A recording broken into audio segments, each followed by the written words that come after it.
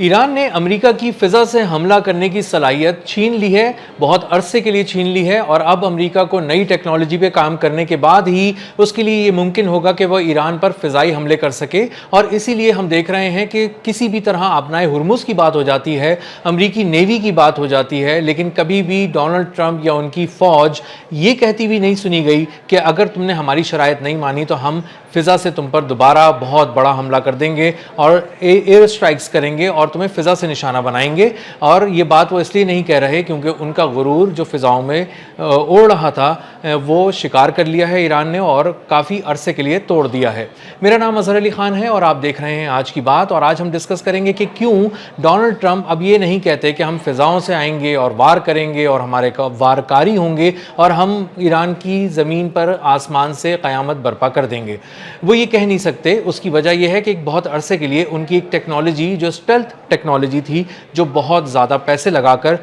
बनाई गई थी, खड़ी की गई थी, वो एक ही फूंक में ईरान ने उड़ा दी है। लेकिन उसके पीछे बहुत ज़्यादा ईरान ने काम किया था। ईरान को अंदाज़ा था कि जब भी अमेरिका हमलावर होगा, एक जंग उसकी दहलीज़ पर लेकर आएगा, वो हमेशा सबसे पहला हमला फ़िज़ा से करेगा क्योंकि वो ग्राउंड फोर्सेस को नहीं उतार सकता, ग्राउंड इन्वेजन नहीं कर सकता। ज़मीनी हमला करने के बजाय जब फ़िज़ा से हमला किया जाएगा तो जाहिर है जदीद तरीन तैयारे हमला करेंगे। उन जदीद तरीन तैयारों में से एक का मॉडल था F-15 और दूसरे का था F-35। इन दो तैयारों के ज़रिए हमला किया जाएगा। ये दोनों स्टेल्थ टेक्नोलॉजी के हामिल तैयारे हैं। स्टेल्थ टेक्नोलॉजी का आसान अल्फाज में मतलब ये है कि बहुत तेज़ी से आते हैं, इनको पढ़ नहीं सकता, कोई इनको देख नहीं सकता, किसी रेडार में ये नहीं आते दुनिया के, और जब ये सर पे पहुंच जाते हैं तब शायद थोड़ा बहुत इनका अंदाज़ा हो पाता है, लेकिन उस वक्त तक ये क़यामत ढा देते हैं और जिस जगह से जवाबी रद्द-ए-अमल आ सकता है उसको मुकम्मल तौर पर तबाह कर देते हैं। इसलिए इन पर कभी भी हमला नहीं किया जाता, नहीं किया जा सकता। और यही इनके बारे में एक ऐसी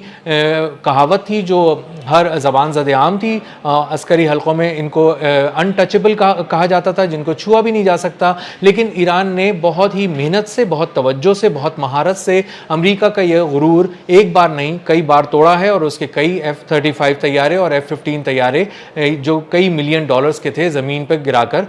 तबाह कर दिए और हमेशा के लिए उसका गुरूर तोड़ दिया। अब ये किया कैसे ईरान ने? ईरान को अंदाज़ा था कि अब जो तैयारे आने वाले हैं उस पर हमला करने वाले वो आम तैयारे नहीं होंगे। स्टेल्थ टेक्नोलॉजी से कैसे निपटना है ये भी ईरान के पास नहीं था, लेकिन इसने डेवलप करने की कोशिश की और उसके बाद एक इंफ्रारेड सिस्टम को डेवलप किया। इंफ्रारेड सिस्टम जो आम रेडार की तरह नहीं होता, ये कन्वेंशनल वॉरफेयर का हिस्सा नहीं है, थोड़ा सा मॉडर्न वॉरफेयर का हिस्सा है। और उसमें किया ये जाता है कि एक आम रेडार से जब भी आप किसी तैयारे को देखने की कोशिश करते हैं तो आपको पता चलता है कि तैयारे में F-35 और F-15 में कुछ ऐसी कोटिंग हुई हुई है उसकी बॉडी पे कि जब भी जाके रेडार की जो रेज उससे टकराएंगी, सिग्नल्स उससे टकराएंगे तो फ़ौरन जहाज़ को पता चल जाता है और जहाज़ उन्हें एब्जॉर्ब कर लेता है और दोबारा उनकी तरफ वापस देता नहीं है, फेंकता नहीं है। इस तरह ये जो भी सिग्नल्स उससे टकराते हैं वो हमेशा के लिए ख़त्म हो जाते हैं और उनको एब्जॉर्ब करने के बाद वो जाके हमला करता है और उस जगह को हमेशा के लिए तबाह कर देता है। अब एक ऐसी टेक्नोलॉजी चाहिए थी जो जाए,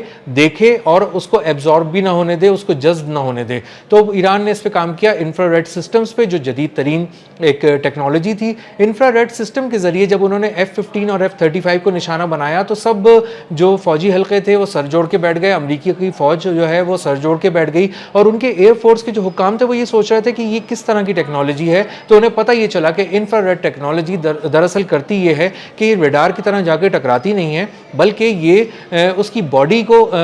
सर्च करने के बजाय उसकी हीट को फॉलो करती है। जो हीट जो है जो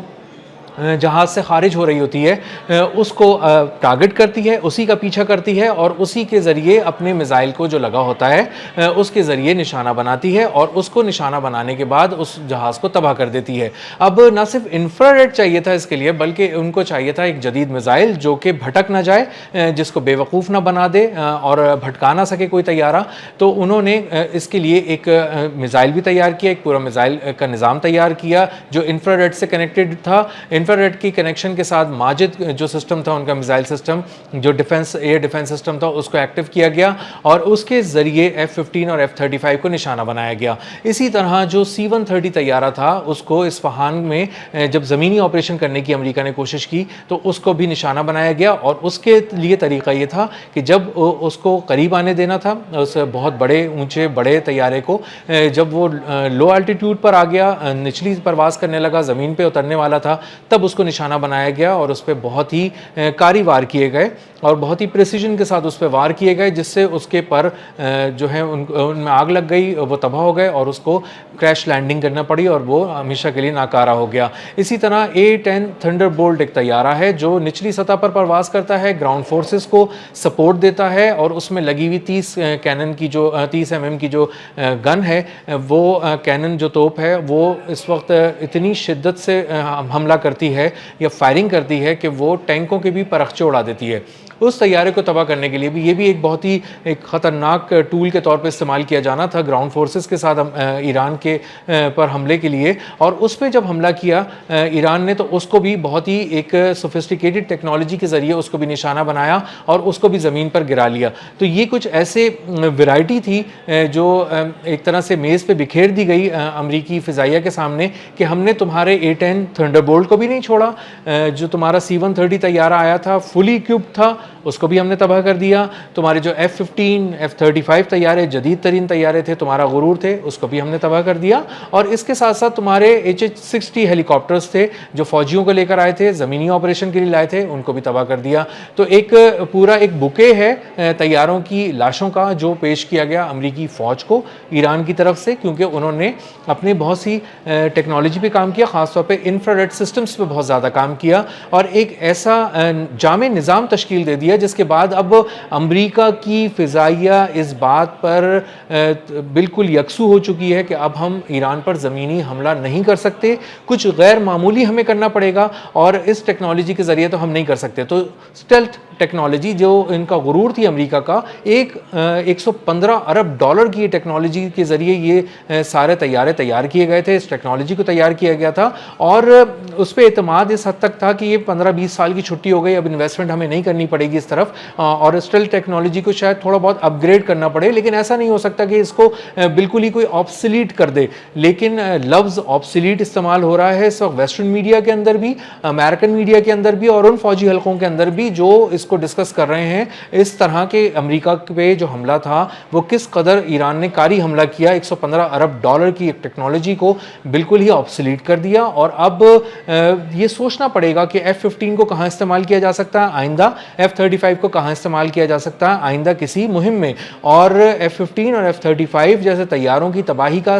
سیدھا مطلب یہ ہے کہ جب ایران نے اس کو تباہ کر دیا ہے تو یہ کسی بڑی طاقت کے خلاف بھی استعمال نہیں کیے جا سکتے. اس لیے آپ ان کی چھٹی ہی سمجھیے, اس ٹیکنالوجی کو آپ سمجھیں کہ یہ اب ختم ہو چکی ہے, کسی نئی ٹیکنالوجی پہ کام کرنا پڑے گا. اور ظاہر ہے ٹیکنالوجی پہ کام کرنے کے لیے وقت بھی درکار ہوتا ہے, آئیڈیاز بھی چاہیے ہوتے ہیں, اور اسی کے ساتھ ساتھ بہت سا اس کے لیے ایک بجٹ بھی چاہیے ہوتا ہے جو اس پہ لگایا جا سکے اور اس ٹیکنالوجی کو ڈیولپ کر کے اس کو شیپ دے کے نکھار کے سامنے لایا جائے. تو آنے والے دن امریکی فضائیہ کے حوالے سے یہ چیز طے کر رہے ہیں کہ وہ اب زمینی حملے ایران پر اس طرح نہیں کر سکتے جس طرح ہم دیکھ رہے تھے کہ وہ بہت ہی ڈیڈلی اٹیک کر رہے تھے, پریسیجن کے ساتھ کر رہے تھے اور ایران کو بہت زیادہ انگیج کیے ہوئے تھے, اور ایران کو زمین سے فضا میں نشانے لگانے پڑ رہے تھے. اس کے بہت سے نشانے چوک بھی رہے تھے کیونکہ اسٹیلتھ ٹیکنالوجی سے نمٹنے کے لیے جب تک انفراریڈ سسٹم کو میدان میں نہیں لایا گیا جب تک ایران کو بہت زیادہ نقصان اٹھانا پڑا. تو اندازہ اب یہ ہو رہا ہے کہ ایران پر اب فضا سے حملہ کرنا, ہوائی جہازوں کے ذریعے, فائٹر جیٹس کے ذریعے ایران پہ حملہ کرنا اب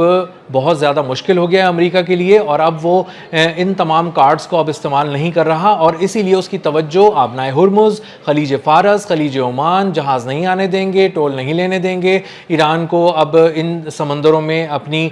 جو اس کا ہولڈ ہے وہ قائم نہیں رکھنے دیں گے. تھوڑا سے مذاکرات کریں گے, آج پہنچ رہے ہیں کل پہنچ رہے ہیں, ہم بات چیت کرنا چاہتے ہیں, آپ کو اس قسم قسم کی آواز تو سنائی دے گی، لیکن کبھی بھی آپ کو یہ آواز سنائی نہیں دے گی کہ ایران پہ فضائی حملہ کرنے کی تیاری مکمل کر لی گئی ہے اور فضائی حملہ کسی وقت بھی ایران پر ہو سکتا ہے۔ اگر یہ حملہ امریکہ نے آئندہ کبھی کیا تو اس کو ایک بہت ہی اسٹیلتھ پرو ٹیکنالوجی ٹائپ کی کوئی چیز لانی پڑے گی، کیونکہ اس کی اب تک کی فضائی ٹیکنالوجی کو ایران اپنی انفراریڈ سسٹم سے اور دیگر ٹیکنالوجیز کے ذریعے ناکام بنا چکا ہے۔ اب تک کے لیے اتنا ہی، ملتے ہیں اگلے ولاگ میں کسی نئے خبر، نئے تجزیے اور نئے زاویے کے ساتھ۔ اللہ حافظ۔